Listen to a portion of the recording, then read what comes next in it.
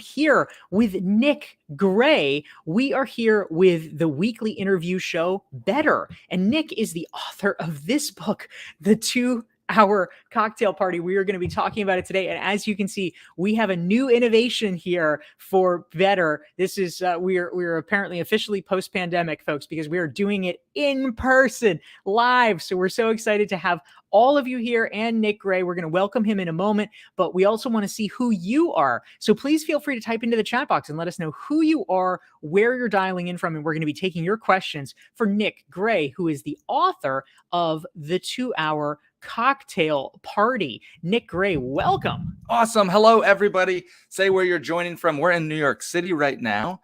I live in the great state of Texas, and I'm excited to be here in New York, though, and I love to meet all the people from international all around that are watching this Better show with Dorie. Hey, everybody. Hello, Nick, and hello, everyone. We're so glad to have all of you. So I have had the pleasure, Nick, of co-hosting an event with you actually last fall before you moved to Texas. We co-hosted an event in Washington Square Park in New York City, which was really exciting. But you have written this book, and I think a lot of people wonder, why are you writing a book talking about the methods and mechanism of how to host a cocktail party? Don't people know this? Can't people figure this out? Why do they need instruction? I know the answer, but why don't you tell us, Nick Gray? You would think that they would know the answers, but the funny thing is nobody teaches adults how to make new friends. And common sense advice like hosting a well-run event for your friends, nobody actually talks about that. So there's some counterintuitive examples I have, such as what's the best day to host an event on, or what time you should do it. For example, my book is called The 2-Hour Cocktail Party. So I think there should only be 2 hours. You need to set a start time and an end time. But the big reason is that people are lonely. Nobody teaches adults how to make new friends. And post-pandemic, we've kind of forgotten how to gather. So I've written a book that can teach anybody how to host an event. Maybe not as great of an event as Dorie hosts. Dorie's a known networker who hosts a lot of professional events. But this book is written to help you if you've never hosted an event before. How to go from 0 to 1. How to host your first event. That's who I'm going after. I love it. Nick Gray, thank you very much. We're here with Nick Gray. I'm Dorie Clark. This is the weekly Newsweek interview show Better, and Nick is the author of The 2-Hour Cocktail Party. He's going to teach you how to host your own cocktail party, and Heath the cat is going to be the first guest. Thank you, Heath. Welcome, Heath, to the show. Welcome, Heath. Everybody wants to have a cat at their networking party. This is a hidden secret. That's chapter 8, I believe, in Nick's book. Chapter 8 is cats, yeah.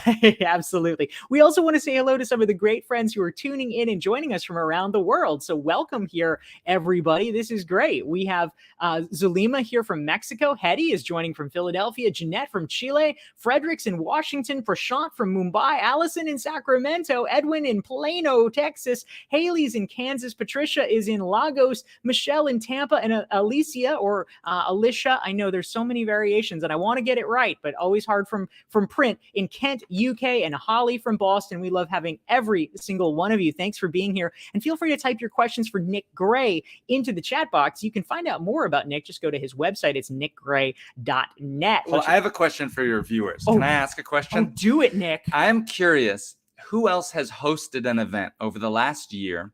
Have you hosted something and what went well about it? Maybe a birthday party, maybe a social gathering for friends, maybe something to meet your neighbors. But I'm curious, who's hosted and what did you do that worked really well? I would love to hear from you on that.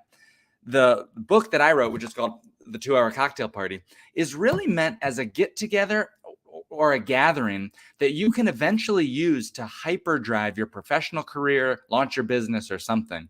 But at the early days for your first event, you really just want to host for your friends and neighbors because you're kind of practicing on them. So what I tell people is make your first event a low-stakes affair.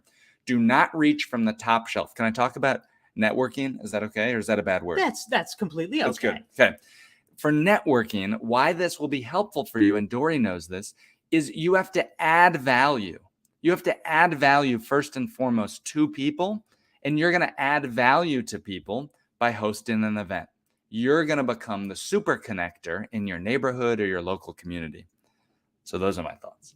I love that. That's fantastic. Thank you very much, Nick Gray. Nick, and another important question. You had mentioned, I've read your book and really enjoyed your book. And one of the things that you talked about, which I thought was interesting, is that a mistake that a lot of people make with their first party is that they go for a big holiday. They have it be a holiday party. I don't just mean Christmas. I mean anyhow, Super Bowl party, 4th of July barbecue. You say this is not the right move. Why? Holiday parties are the worst. Holidays are what I call red level days, and they're socially competitive. Let's talk about the days of the week, by the way, that you should be hosting your party on. I suggest that you host your party on a Monday, Tuesday, or Wednesday night only. And why is that? Because those are not socially competitive days.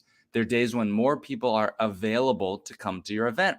As a first-time host, question for Dorie, what do you think is one of the biggest fears for a new host who's never hosted a party before? I think, Nick, if you're a new host, you're probably going to say, what if no one comes? Yes, that's exactly right. That's the number one fear, that nobody will show up. And when you follow the methods in my book, the 2-hour cocktail party, or the things that I'll tell you here, you'll have more than 93% of all the people that say that they're going to come will actually show up. And so a lot of my book is about those basics and logistics. I love that. A question came in, Nick, from Prashant. This is a dicey one here. What do we do? Prashant wants to know, what is the most polite way to tell someone you aren't invited to my party? How would you handle this? What do you think? Prashant, I love that question. Prashant, going up to the level 10 questions. Prashant, here's what I say.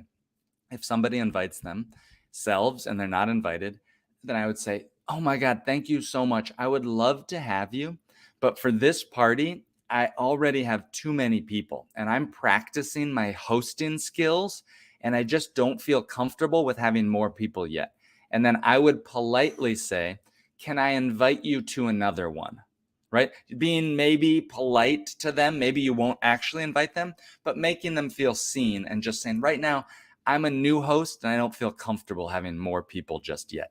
Good question, Prashant. Oh, I love that. That's great. And we had someone respond to your question, Nick. Owen or Ewan. I'm not quite sure how to pronounce that properly. I think it's Ewan McGregor, but maybe, I've seen it sometimes and it's Owen, but props to you. You are seen regardless of the pronunciation. Our pal here says, I hosted a business event in Dublin. The venue was excellent. It worked really well. The speakers were awesome. Attendance lower than hoped, but that's hybrid working. Yes, I love that. And that sounds amazing. And congrats on that. What do you think, Nick? I think that's great. And Owen has gone to the top. He's got a venue. He's doing all these things. Now, let me just say this because I'd be curious for viewers right now.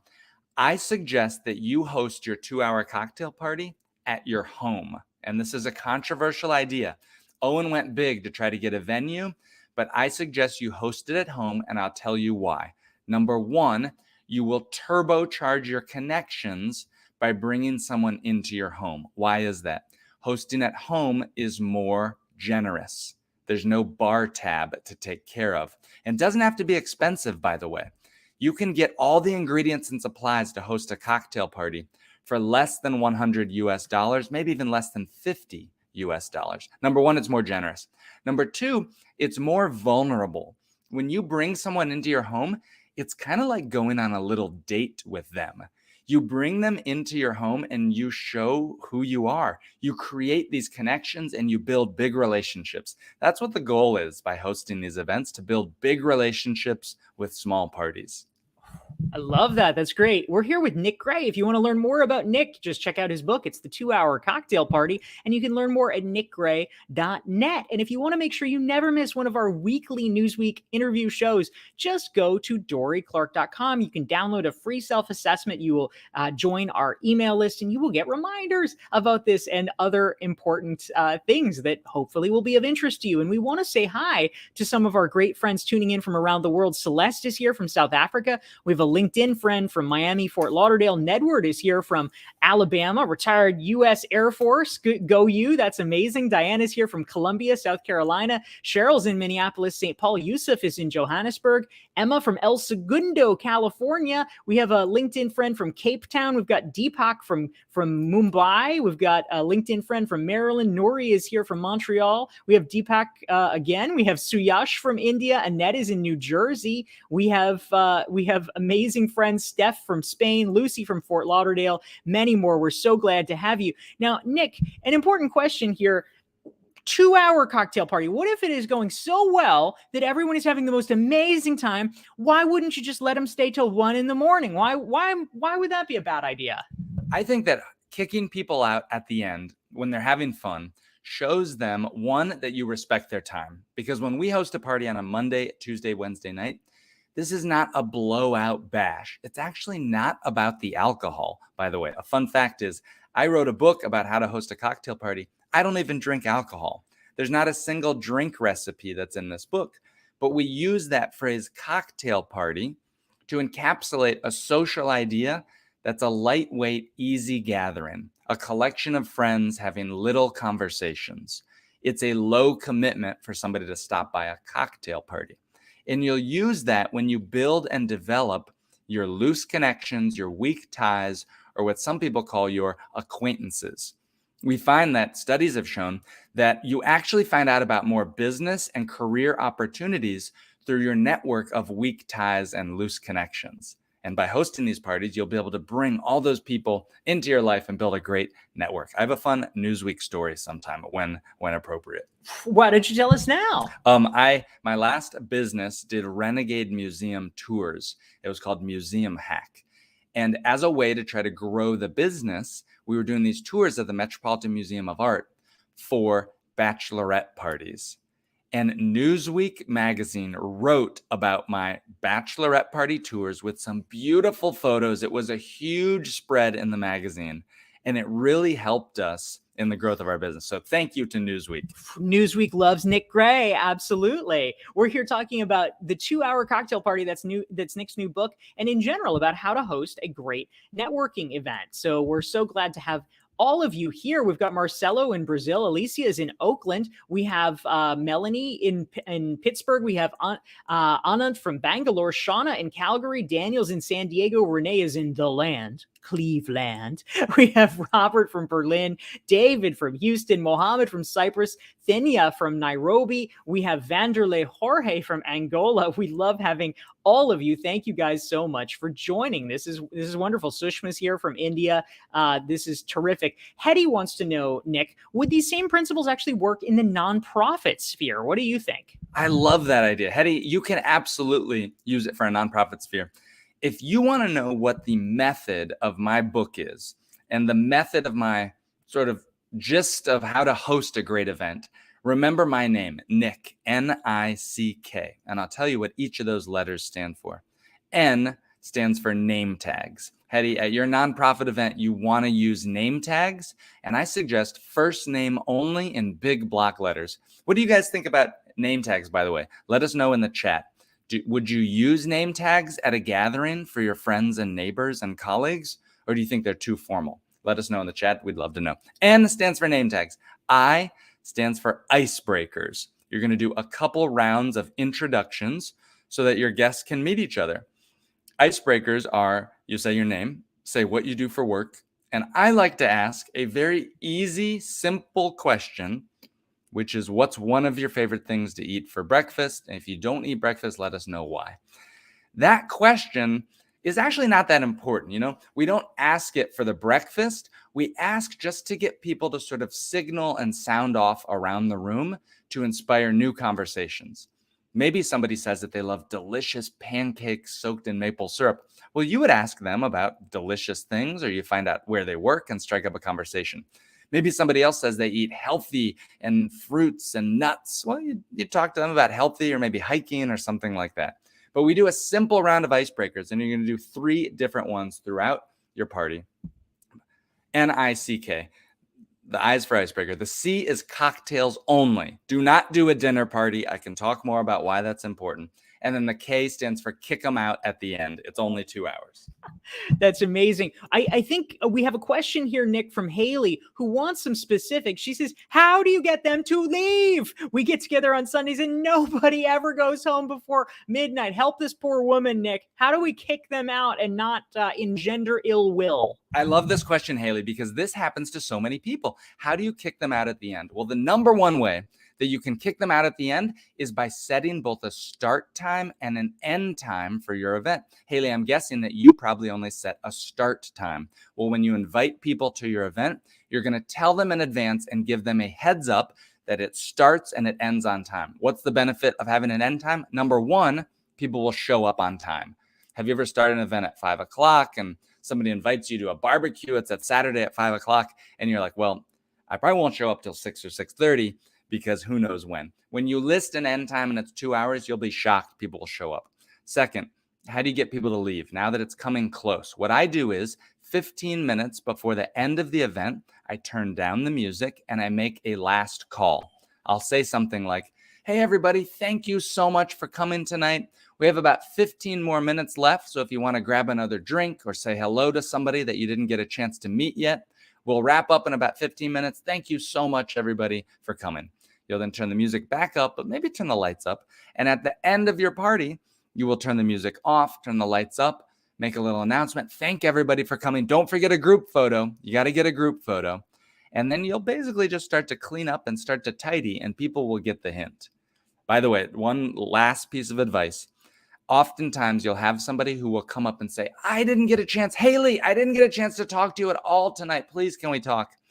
And I know that it's important to end on time for myself so that I want to host again and so that I have time to clean up and rest. And so I will say, Jeremiah, thank you so much for coming tonight. I would love to catch up with you, but tonight I need to clean up and tidy to stick to my goals. Can I call you tomorrow and we can catch up? May I call you tomorrow? That will leave the person feeling seen, that they know that you want to see them, and then you can follow up later and stay on time. So many good tips. We're here with Nick Gray. This is the Newsweek interview show Better. I'm Dorie Clark. You can learn more about Nick Gray at nickgray.net. His book is The 2-Hour Cocktail Party. There's the prop. And we've been talking about how to host a great networking event. A question came in, Nick, a clarifying question. Holly says, why do you like name tags? We know you think they're the way to go, but why is it so important?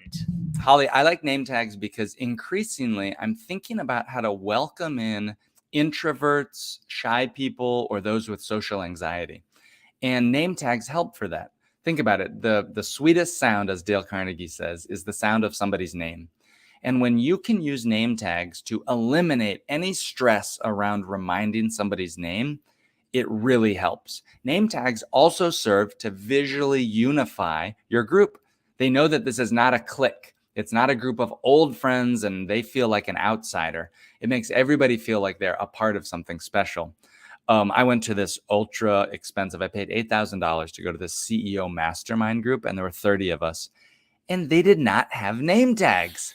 We were there the whole weekend, and I'm stressing, trying to remember everybody's name, and they were trying to be the cool host. They're like, well, we don't want to make it feel formal. They were trying to be the chill host, and that is not good. You want to be a host with a generous sense of authority. And by having name tags, you will add some structure to your event to make it very successful.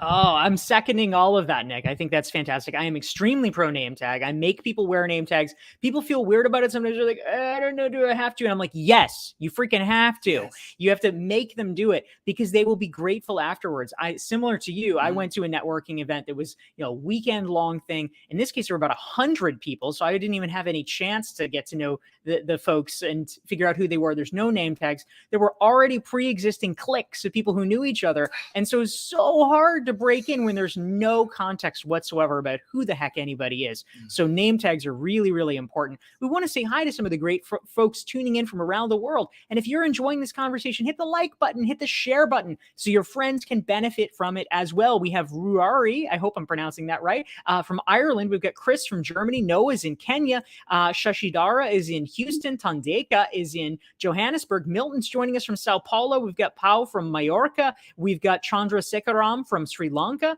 So many great folks. Cynthia from Charlotte. We got Rita Marie from Ireland. And Noah says that we had our first post-COVID-19 in-person meeting, and it was amazing. Good job, Noah. We're cheering you on. That is awesome that you did that.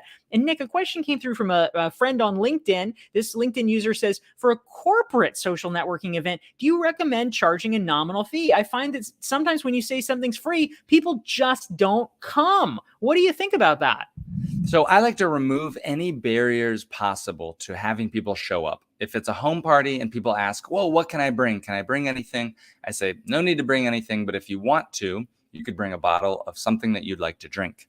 For charging a fee and people not showing up, let me just first say that that's normal. That's normal to have no-shows. And when you follow the instructions, I'll tell you how. You don't have to buy my book. When you follow these instructions, you will have more people show up. Number one, you need to collect RSVPs. I'm curious, what event platforms do you viewers and listeners use to collect RSVPs? Please let us know in the comments. I've seen people use Paperless Post, Eventbrite, Meetup, Evite. The one that I like and that I use for all my friends is called Mixily, Mixily. I have no affiliation. It's a free service. The reason I like it is there's no ads, there's no spam, and it works great on mobile. But for your event, you want to collect RSVPs, and then you want to send a series of 3 reminder messages. And then finally, you're going to do my secret weapon, which is called guest bios. As part of those reminder messages, you're going to write brief introductions or a little bit about half or more of all the attendees. And that could be, for example, if I was writing one for Dorie, it would be Dorie Clark is the author of several amazing books. She hosts a show on LinkedIn and with Newsweek magazine, and she is very famous on LinkedIn. Ask her about ping pong. That would be an example of a guest bio. And when you include several of these for your guests, it really encourages the attendance, and it's going to skyrocket your event attendance. What a great tip. Nick Gray, author of the 2-Hour Cocktail Party. This is Newsweek's Better Show, and I am Dorie Clark. A question came in, Nick, from Rachna, and she wants to know, can you please share why you prefer cocktail parties to dinner parties? Why is this the better move? Hold on. Controversial, because Dorie and I have different hosting styles. I want to ask Dorie why she likes dinner parties, and then I will say why I like the cocktail parties. All right. Thank you, Nick. I like dinner parties because first of all, I am not having them at my house because I am not a chef. So I like things to be cleaned up and handled by other people, especially if you're doing a dinner party. I think honestly that it's better to have it at a restaurant because they can handle everybody's dietary mishigas, because these days everyone has a different diet. I realize I'm guilty as well. I'm vegetarian. Sorry. But anyway, so you don't want to deal with all of that. But a dinner gathering is usually a time when, it lasts a little longer. Maybe it's 2 hours. It could even be 3 hours. I actually like that. So you can go deep with people, with a small group of people, but also you don't have to kick people out. It's a little bit natural that like, okay, the meal's over, we're going to leave now. So it provides built-in cues. So that's why I go dinner party rather than cocktail party, but I am not averse to cocktail parties. I respect what Nick does, and I sometimes have cocktail parties also. So Dorie is an advanced host, and Dorie can host a dinner party because she is an incredibly skilled facilitator. I tell people to start with a cocktail party because it is much easier, it's less work, and you'll get almost all of the benefits. A dinner party takes a lot of work, and for many people, it can be expensive, it can be stressful, and it can be an uphill battle. It's very easy to do a dinner party poorly. A cocktail party is basically almost impossible to screw up, and when you invite people to it, you have to do very little work. You're not facilitating the conversation. So I say, yes, if you want to host a dinner party and you are an expert, and if you have a formula for do them well, then you can do it. You can still use many things from my book. You can use name tags. You can collect RSVPs. You can send a series of 3 reminder messages, and you can include the guest bios. But most people, and my book is about if you're not an already host. Dorie hosts events almost weekly, so she has a skill, and she has a skill set that many people don't. For the average person, you should start with cocktail parties. And when you're ready to build deeper relationships like Dorie speaks about, then you can do the dinner parties. Great Great comments. I love the insights. We're here with Nick Gray. He's the author of the 2-Hour Cocktail Party. And we want to say hi to some of our friends tuning in from around the world. Mark is here from Boston. We've got Marlena from Munich. We have Vilmontas from Lithuania. Lindsay's from New York City and more. And a question came in, Nick. This is a good one from Samim, who wants to know, how do you balance genders? Or, if it's singles versus married people, do you think about that? Is it weird if it's, 90% men and 10% women, or vice versa? How do we think about the quote unquote the right balance or the right mix, if there is such a thing? Great question, Samim. So you're asking about what's the mix of men to women, singles to couples. For your first party, and I'm saying this, that if you have not been hosting regularly, because you'll get the most benefits from hosting, just like Dorie, who's made hosting a habit. When you can host regularly and you always have your next event on the calendar, that is when you can become very, very successful. So, for your first parties, I suggest the more the merrier. And you're not going to curate your guest list until you have a large address book where you can finally curate the people. At the beginning, the more the merrier, and you will not be curating your guest list. So the more the merrier. Fantastic. Thank you. Nick, a question that I have with all of this is, when you are the host, there's oftentimes a tendency to kind of be racing around, to be worried, oh my gosh, are they having a good time? Oh, I need to refill their glass. And sometimes you might get through the entire time without actually being able to enjoy it yourself or to have a conversation yourself. How do you handle this? And is there a way to balance making sure that you are leading the gathering effectively while still making sure that you're personally having a good time? Let me talk about that, because when you plan a networking event, when you bring people together, the benefits that you receive are not at your own event. They are from building your network and creating the connections. You will become famous and known and respected amongst your peers, your colleagues, your neighbors for introducing other people at your party. You're not looking to host this party to have fun. If I want to have fun, I'm going to go play ping pong with Dorie. I'm going to go ride my bike. I'll do something like that. As a host, you need to manage your energy. You need to minimize your stress, but I don't suggest that you focus on fun. What does that mean? It means moderate your drinking. If you like to enjoy alcohol, please be mindful. You need to be sharp and creating these connections at your event. You'll get most of the benefits when you're creating those connections in your network.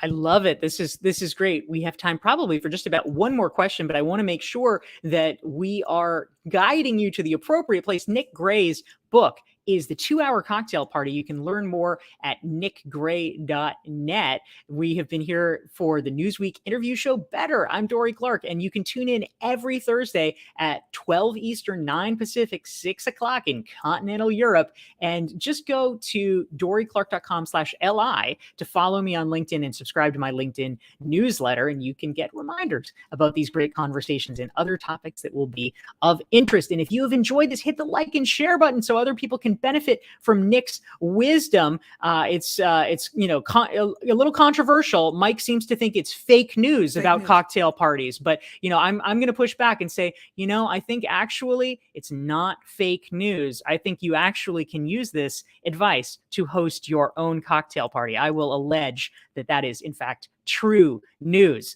Now, Nick, I want to, as the final question, ask you about something you were alluding to, which is following up. How do you've had, this group of people, whatever, this 10, this 20 people at your house. I mean, actually a piece of that is there a right number to cap it at? That's one question. But the second question is, once you have hosted this lovely event and people are feeling good about you, how do you follow up? How do you keep the relationships fresh?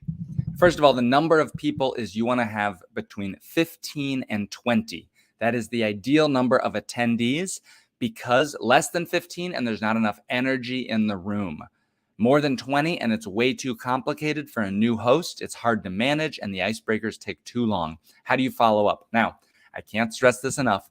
You need to get a group photo at your party. The group photo, 1, will be a great memory that you can look back on and feel happy about. 2, you will use the group photo when you invite people in the future to show them that you host an event, that you actually have friends and connections, and that it's a fun time. Number 3, you'll use the group photo the next morning to follow up with a thank you note to everybody who's attending. And then you can ask them, hey, would you come again if I invite you? And who can you think of that might be great that you can invite? Because I'd love to meet somebody new. So good. This is Dorie Clark. We have been here with Nick Gray. You can learn more about him at nickgray.net. His book is The 2-Hour Cocktail Party. And we are so glad to have had all of you here. We're here every Thursday, and we look forward to seeing you next week. Nick Gray, thanks for joining us. Thanks, everybody, for watching. If you like this, press the like button to share with your friends. See you all next week. Thanks, everyone.